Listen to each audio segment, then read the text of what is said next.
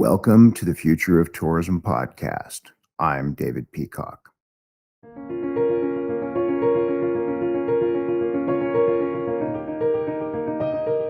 Stop owning your own content. Young leaders are stepping up. Bring everyone to the table and imagine their world anew.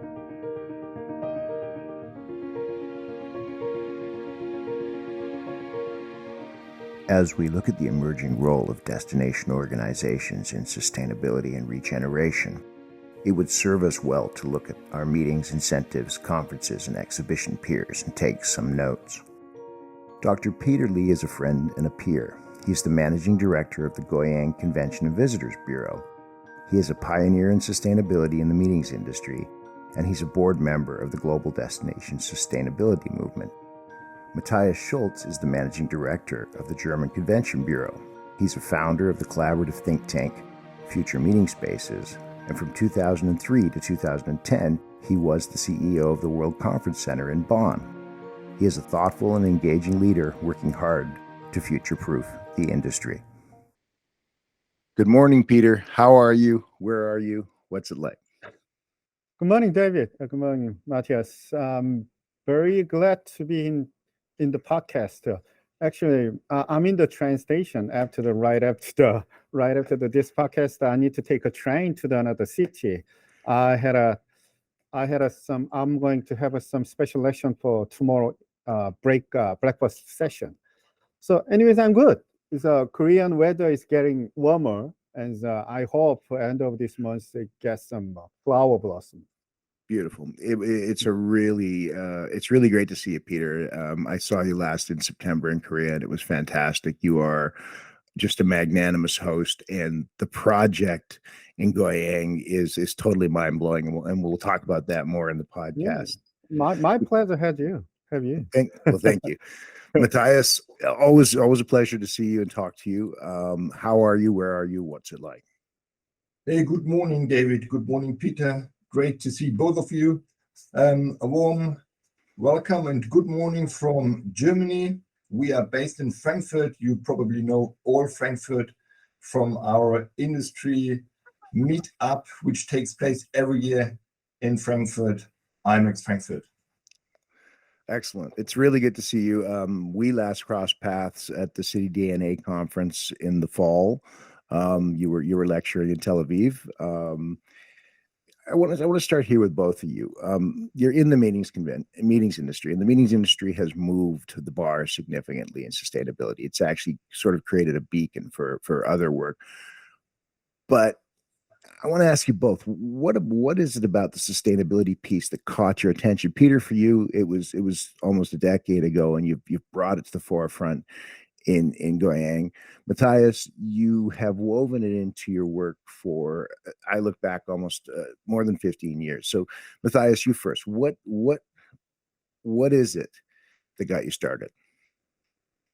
I mean, it's many factors, but at the very end of the day, it's just one story. When I worked with the United Nations campus, the World Conference Center in Bonn, I had the opportunity to meet Ban Ki-moon, who was the former General Secretary of the United Nations at that time, because there was a conference going on in our venue in Bonn. It was the United Nations Convention to Combat Desertification.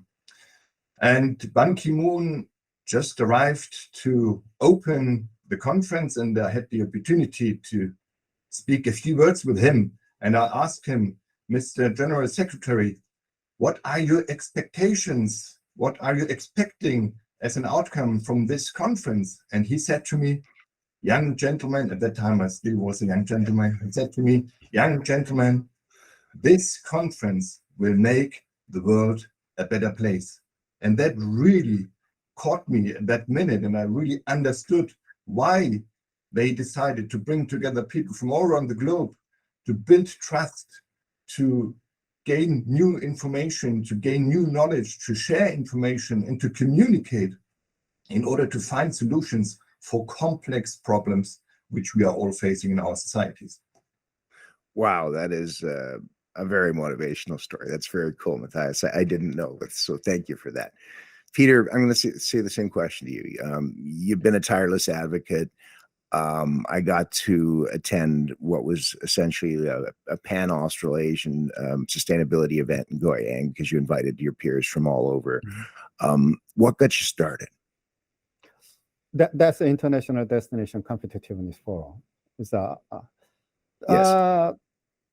the Matthias told you about he studied sustainability because of the UN, but the UN Secretary General, he's from my hometown, same hometown. So anyways, my sustainability is not that big like that. But anyways, I can say is because of sustainability was there.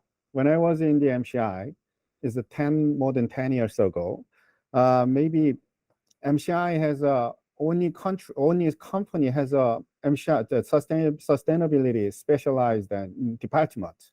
And I have people like some Guy Begood and the Robert Simon. He's a brilliant guy. So, but in Korea is quite new. It's a climate change is new. Even not many people know about the sustainability. So my interest is explore this sustainability.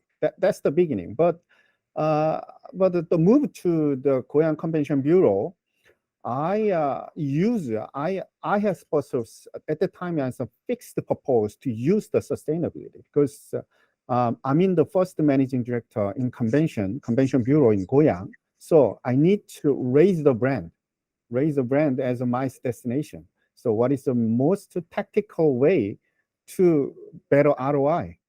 So I have a small money. I don't have any manpower. So at the time, the sustainability came to me. So this is quite small money invest and good. If you have some good exercise, you can get a better and it's a great ROI. That's why I'm right now in almost 7 years. I'm still focused on the sustainability in Goyang. Well, that's remarkable, Peter, because showing up there for the conference, sustainability was such a central tenet of what you did, and everybody shared that ethos. So in 7 years, you've moved that bar a considerable distance, and you can really feel it. So when you think about the way the meetings conventions industry is leading the tourism sector in sustainability, why is that over a transient destination? Is it because it's a closed system that's easier to measure and therefore adjust? Why is it that the meetings convention industry, in my opinion, grabs sustainability first? Matthias, I'll throw it to you. Okay. Well, I don't know because I don't know about great ecological concepts and approaches in the tourism industry already back in the 1980s. When we look at agriculture tourism, for example, they very early adapted the importance of creating more sustainable products and services. But speaking about the business events industry, when I think back now 15 years when we really started to drive this initiative within Germany and also within Europe, we started back in 2009, a year after I met Ban Ki-moon, with the first Green Meetings conference, which we started in order to invite people who were interested in sustainable ideas, in sustainable concepts, in sustainable approaches, to start talking about it, to learn from each other. In the very beginning, it was more or less a platform for peer learning. And then it evolved year by year. We organized this conference, and the number of people who attended increased over the last decade. And then we started not only to meet once a year in order to talk about ideas and concepts, we also started to implement a training program, which was supported by the German Environmental Association. They helped us to build a training program and we educated and trained so-called sustainable event consultants. The idea was to implement in each large corporation, convention center, hotel, at least one person who has the skills to run sustainable events and who is able to train others. And then we managed to, I think, to educate and train over 1,000 people who spread the word about how to run more sustainable events. And the next step then became that we identified and created our own codex for the German events industry, so to say, a sustainability codex with which hundreds of companies have already signed the pledge. And so it evolved year by year, and the number of people following us became more and more. And that was, I think, the very beginning from how we started, because first we built a platform and then we started to communicate. And I think, and this is why I think this podcast is also great, it's all about communication, sharing ideas, sharing knowledge, being positive and optimistic to make the world a better place. So it's interesting. You talked about that in Tel Aviv. You made a statement there that stuck in my head. You talked about us shifting from the meetings industry shifting from the service that's a lighthouse type service to a satellite service, informing consumers. And in some sense, you've had many of your clients come to you in the meetings industry and ask for sustainable events. But I'm sure between both of you now, you have as many clients come to you and insist their event be sustainable. So Peter, same question over to you. When you look at the proliferation of sustainability initiatives in the meetings industry, again, did it start there because it's easier to measure those closed systems like meetings? And then I put it to you in a different sense, because with your Goyang role, you're really a combination of transient tourism and meetings and conventions. In fact, you built an entire city around the idea that those two things should be unified. So from a meetings perspective, that did drive the sustainability initiative in Goyang. It wasn't driven at the transient level, was it? When you sent this questionnaire, it's very complicated. So I couldn't sleep over it much yesterday night. But I can say yes or no. So the why, what the because the meeting industry is because of the meeting industry closed. That is more easier way to implement the lead sustainability in the among the tourism industry. Yes, because think about it. In the meeting industry is kind of organized, or there is a certain organizer, and the community has a same proposal and the same idea and the same goal, right? So they agree to achieve some purpose, and they wanted to achieve some value, is that goal and and value is a sustainability. The easier way to participate in that, to read that, and to move forward that way. And that is one reason, as you said. And another reason is we compete. Normally, you mentioned about when we mention about the travel industry, that's a leisure tourism, right? Business travel industry is a really matter with the corporate travel and the meeting industry. But for leisure industry is driven by the individual, the leisure traveler. So it's not easy to combine their goal, and then it's not easy to make them reach the one goal. And then there is a much different type of the stakeholder than those of a meeting industry. So isn't it also easier though to measure the inputs and outputs when you're dealing with groups? Yeah, for sure. Yeah, because normally meeting in the some meetings always happen in the same destination and on the same period. So to measure and to adjust to the certain sustainability is easier than tourism industry. So the problem is in in the generally tourism industry, leisure tourism industry much bigger than meeting industry, right? Business event industry. So to sum up with the leisure to achieve this and then the activeness of the sustainability with the leisure traveler and the meeting industry things, so still small. So from the point of from the outside of the view, to tourism, the richness and in the activeness of the sustainability, the degree is still low. That's the issue. Indeed. Indeed. Okay, let's go forward on one sort of final question. I know, Peter, you've got a train to catch. No, it's okay. Go ahead. All right, here we go.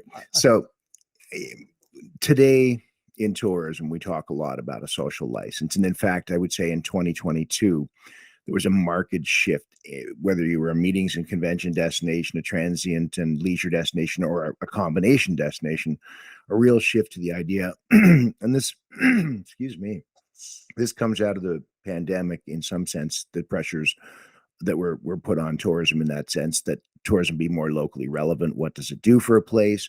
It's also it's also been accelerated by the fact that we saw the weaknesses in the system during COVID as well. So when you talk about transient tourism destinations, the terminology we use now is more about a social license. We're seeing, in fact, Vancouver Island turn their entire leisure destination tourism region into a social enterprise. I think the meetings industry has done some great work with the idea of achieving social license. I'm gonna go to Matthias first, but I want to say Goyang is a remarkable city that I think only exists in the sense of a social license for the people of Korea. It's a massive vision. There was a lot of movement and inspiration around it. It's been 20 odd years in the making, and it's magnificent. Matthias, I think one of the best examples in the world, though, is when you were at the Bonn World Conference Center. Talk about a function for meetings that achieved a massive social license. So much of what it did was so big and so awe-inspiring, like your meeting with Ban Ki-moon. It seems like the meetings industry has thought about social license a lot. I think they're thinking about it more. There's convention destinations that have to really start thinking about their citizens, but I'm seeing great work in Goyang and Madrid and Berlin. Let's talk about social license for meetings, Matthias. What do you think? Well, since a few years, we started an initiative working together with now 30 European national convention bureaus, because we thought it's so important to work more closely together in order to align our activities, in order to learn from each other. And we published a white paper, I think 2 years ago now, about the future role and purpose of National Convention Bureau. And this is exactly what it is about, what you just mentioned, David. So what's the role of business events now and in the future? How can destinations help to bring people together in order to discuss most relevant topics which help us to face the challenges, or to find solutions for the challenges we are facing at the moment? And a few years ago, we started the so-called Future Meeting Space Innovation Alliance, which is in cooperation between many organizations from our industry, but also from outside our industry. Large German corporations are also part of this innovation network, for example. And in cooperation with the Fraunhofer Institute, which is one of Europe's largest application-oriented research institutes, we really try to find out and to figure out what's the role of business events in the future and how do they look like. That is from mobility, how to get there, to digitization and to technology, how to implement new technologies, and up to new event typologies or even event formats, which may exist in the future and which we are not yet thinking about. And this is all the different topics we're discussing in the different initiatives. And what we learned from the latest research is that we try to figure out the reason for travel and the motivation for attending in-person events on the one hand. That was one of the topics which we wanted to better understand. And we wanted also to understand, talking about staff retention, and this is what we are all talking about. It's so important for all corporations, for all destinations. We wanted to better understand the employee attractiveness and the source of inspiration. And inspiration happens during meetings. And you can build trust during meetings. You can drive innovation during in-person meetings.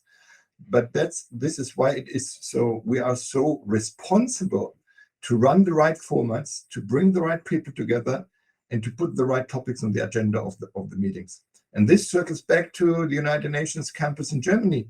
When this initiative has been started, the idea was to bring as many organizations together who deal with the topic of sustainable development.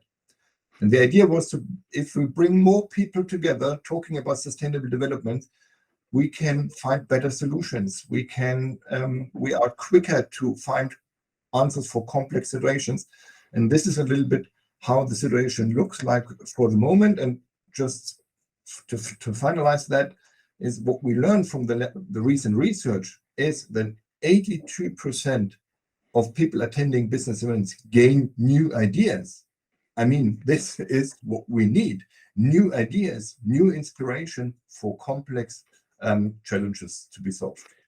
Matthias, I'm starting to see that new ideas focus spill over into the destination, though. When I talked to David Noack Perez in Madrid, specifically about a radiological convention that he had there, and the social good that came out of it. They created a national radiologist website. Are you seeing more and more of what's happening in meetings and conventions being communicated to the public around them? I'm certainly seeing it in Oslo, Norway, and I'm seeing it in Copenhagen as well. Absolutely. We started our program, which we call Discover German Expertise, a decade ago. And it is really focusing on the economic and scientific expertise we are offering in our destinations, our country.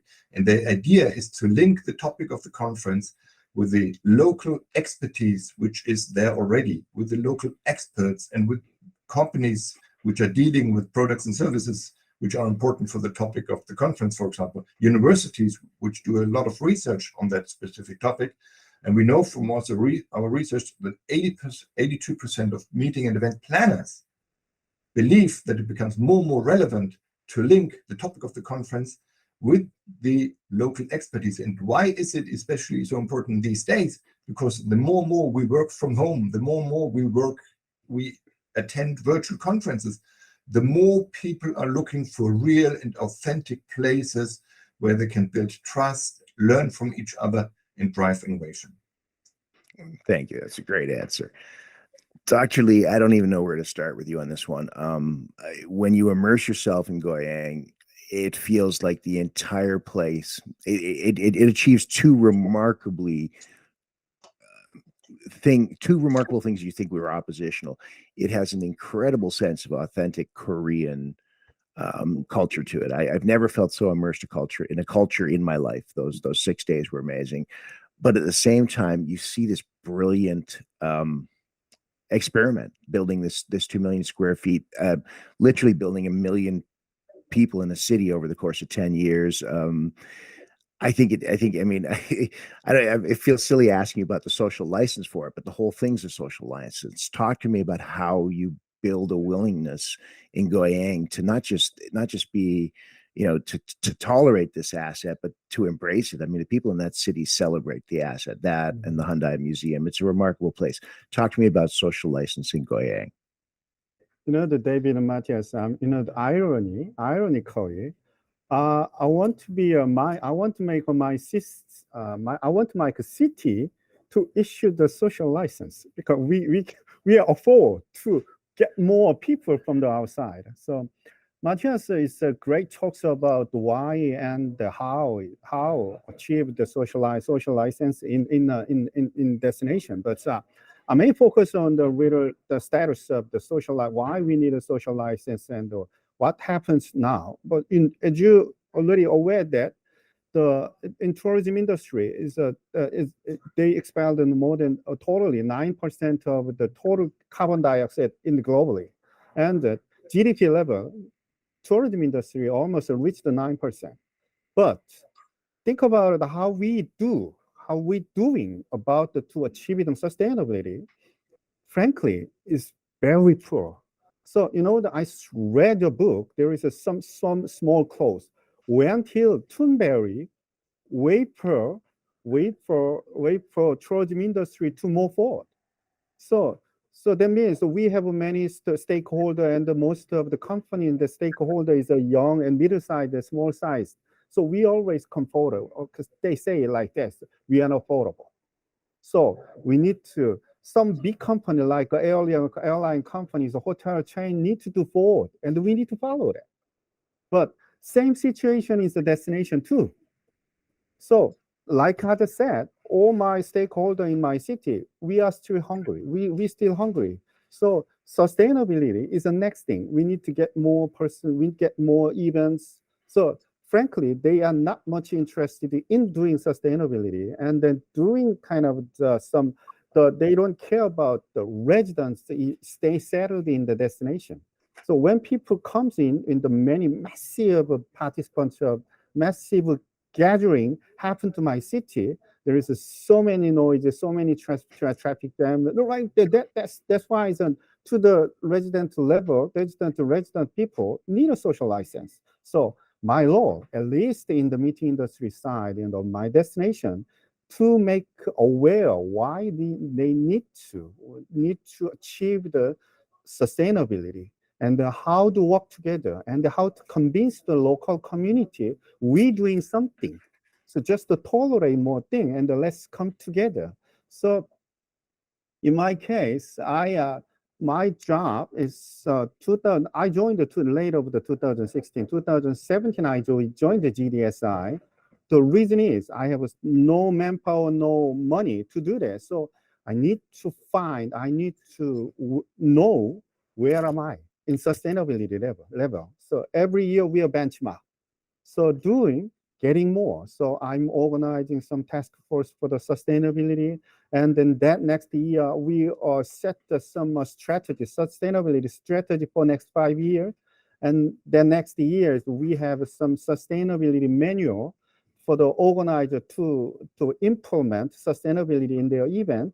And then last year, so we developed some sustainability benchmark KPI. So we can right now, we can do monitor and measure and our sustainability level. So I hope next year we can publish some like GRI report and the achievement benchmarks, result report. That's the way. So I'm still processing. I like the idea of publishing it. I will say one thing we're seeing is talk to a marketing manager at a convention bureau, talk to a marketing manager at a leisure destination. Their jobs have shifted so significantly where nearly half of their time now is spent speaking internally in their destination about and creating that alignment they need. The idea of sharing your reports works. What's it like? Maybe I'll throw this to you both as the last question because we are tight on time. Are you starting to communicate out into your communities what you're doing more and more? Has there been a shift in the last 12 months to more local communication? Matthias, you first. You mean local with our local communities? Yes, with your citizens in and around your facilities. Yeah. Well, I think there's always a very good platform already between the citizens, between the other stakeholders, talking about the role of business events and why this take place and how we will conduct these business events in the future and what kind of sustainability approaches we all have and we all follow. What I think is even as important as talking on a local level is talking on national levels and talking on regional levels. And this is why we started together with the 30 national convention bureaus in Europe to talk with each other, to avoid that we duplicate work, to avoid that we can't learn from others. And this is why we invite all other national convention bureaus from all around the globe the day before IMEX to start a conversation on sustainability and how national convention bureau can leverage their efforts towards sustainability. And I think this is so important. And this is why, again, this podcast is also so important. We have to start conversations on local levels, on national levels, on pan-European levels, on global levels to drive this forward. And this is why I'm a big fan of this Net Zero Carbon Events initiative, which started already last year in Glasgow during one of the huge United Nations conferences.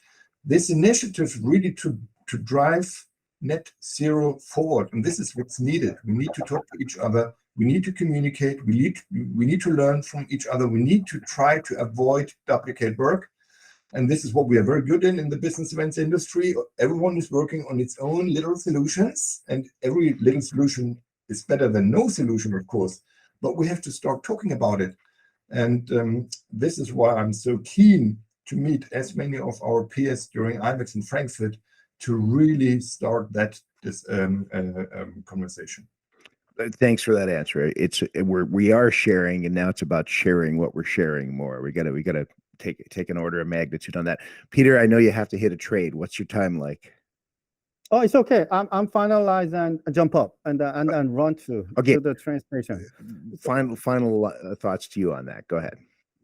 To align the CVB is to create a mega impact on the sustainability. But right now is my city is just to focus on our own destination. So we allow to the local community and the whole stakeholder and to get together, create the task force for the sustainability. And every year we do at least 2 times the sustainable campaign. So all stakeholder and the local resident come together, and then the planting trees and the sell the local product and advertising local product and the convention center to the visitors from outside. And we also to encourage even to organize to implement more sustainable things. So if some organizer to implement more sustainability things to that event, to their event, we get some more fund on that.